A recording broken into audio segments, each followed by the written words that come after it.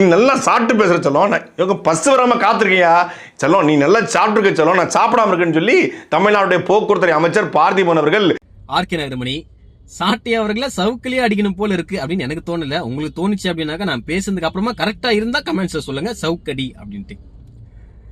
சாட்டை அவர்கள் எதுக்காக இந்த ஒரு டயலாக் மட்டும் எடுத்து பேசுறாரு? ஏன் அப்படின்னாக்கா அவர் கண்டென்ட் அந்த ஒரு டயலாக் போதும். அதுதான் மக்களாகிய நீங்க அமைச்சர் பார்த்திபன் சார் அவர்கள் கேளம்பாக்கத்தில் என்ன பேசினார் அப்படின்ட்டு உங்களுக்கு முழுசா தெரியணும் அப்படின்னாக்கா முழு வீடியோ இருக்கும், பாருங்க.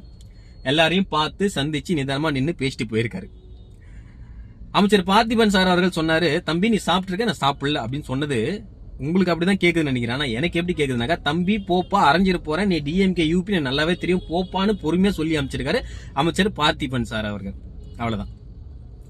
சரி, நான் சாட்டை அவர்கள்ட்ட கேக்குறேன், தம்பி நீ சாப்பிட்டுருக்க, நான் சாப்பிடல அப்படின்னு சொன்ன ஒரு வார்த்தை தப்புன்னு சொல்லிட்டு சாட்டை அவர்கள் இது ஒரு கண்டென்ட்டா பேசுறாரு. இப்ப நான் கேக்குறேன், ஓட்டு போறதுக்கு முன்னாடி நாள் ஆயிரக்கணக்கான மக்கள் பஸ் இல்லாம கேளம்பாக்கத்துல வெயிட் பண்ணிட்டு இருந்தாங்க, தண்ணி குடிக்க தண்ணி கூட இல்லாம, சாப்பாடு இல்லாம.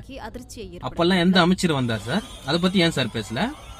சாட்டை சார் சொல்லுங்க, எந்த கவுன்சிலர் வந்தாரு? யார் வந்தாங்க? யாருமே வந்தாங்க?